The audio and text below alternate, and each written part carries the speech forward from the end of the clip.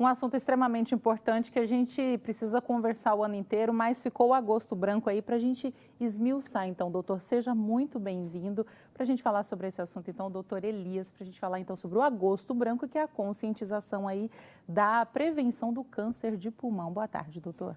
Boa tarde, agradeço a oportunidade de estar aqui no seu programa e relatar um pouco sobre essa doença que faz tanto mal à humanidade.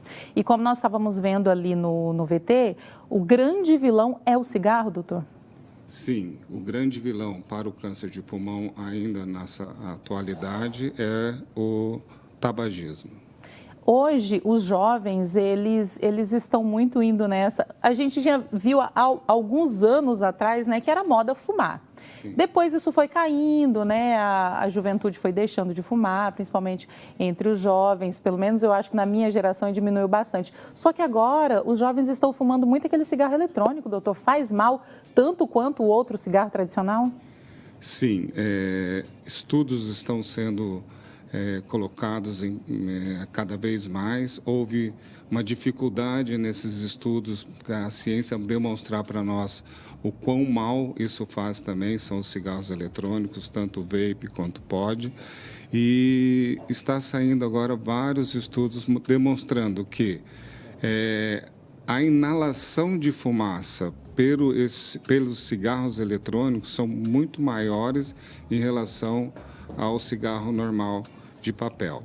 E, sabidamente, também a quantidade de nicotina é 6 vezes maior e também algumas substâncias químicas que o cigarro eletrônico traz, principalmente o acrolídeo, que faz tanto mal quanto ao tabagismo.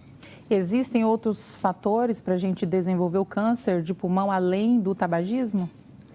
Existem alguns outros fatores poluentes, né? Principalmente fatores poluentes. Aqui no nosso estado, principalmente, nós temos que lembrar duas questões principalmente básicas que nós estamos muito relacionados à agropecuária. Então, o pó é uma das coisas que podem influenciar e o pólen também é outra coisa que pode influenciar também na saúde pulmonar das pessoas, tá? Causando também essa questão. E também existem alguns outros substâncias, principalmente asbestos e outras substâncias que são colocadas no comércio.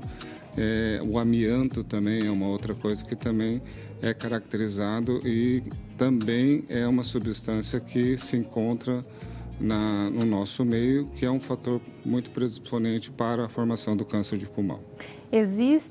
Quais são os sintomas que a gente pode ficar em alerta, que chama a nossa atenção para que a gente procure, então, tratamento e procurar tratamento o quanto antes sempre, né?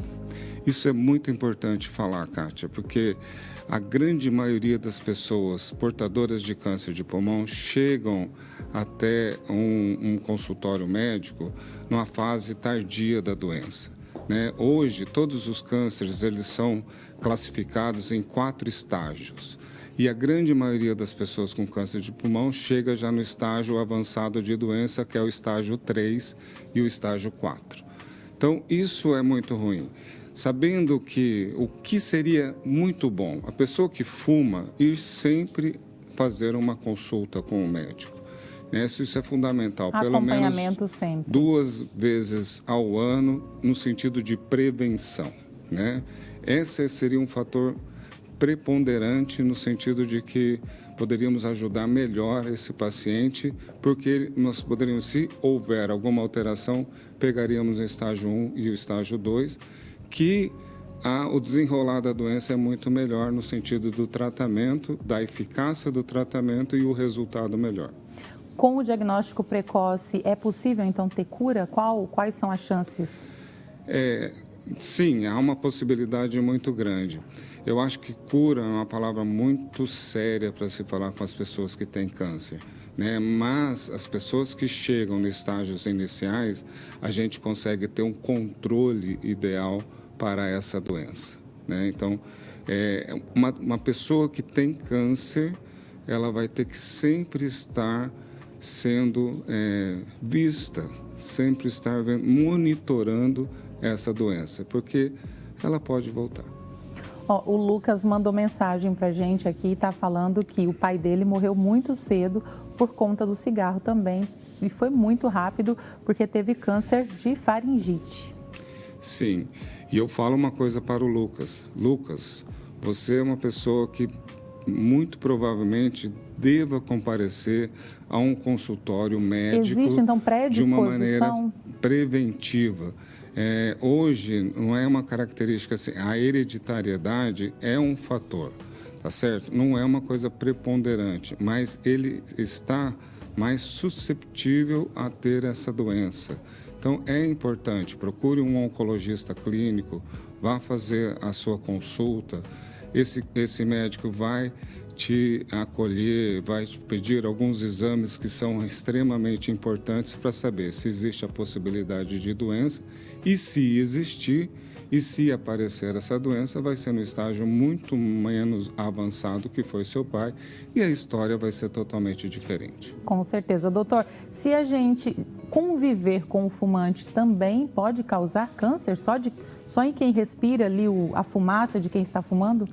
Sim, hoje, Kátia, essa possibilidade ainda existe, né? As orientações sobre câncer e o tabagismo, elas são muito mais tranquilas no sentido de, hoje, o indivíduo fuma e sabe das consequências com muita tranquilidade. Tem muita informação, né? Sim, as informações. Hoje, é sabidamente que há mais de 4.500 substâncias que são nocivas a partir do momento que o indivíduo coloca e acende um cigarro na boca, e dentre elas 90 são cancerígenas, isso já é provado cientificamente, e é uma droga que é aceita ainda pela sociedade e é livre comércio dela, tá certo?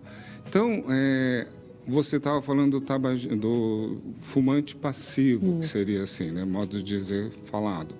Hoje existe muito mais respeito, né, tanto dentro da sua casa, que o indivíduo que fuma tem mais respeito junto aos seus familiares, normalmente não fuma no mesmo ambiente, e também há um controle maior na sociedade, no sentido de bares, alguns ambientes comerciais é proibido fumar. Sim. Existem leis hoje, federais, municipais, estaduais, que proíbem o indivíduo a fumar nesses ambientes. Então, a possibilidade que ainda existe, mas muito menor, mas também essa possibilidade do fumante passivo contrair essa doença. Rapidinho, doutor, existe, além de parar de fumar, qual que é a principal mudança de hábito, então, para prevenir essa doença?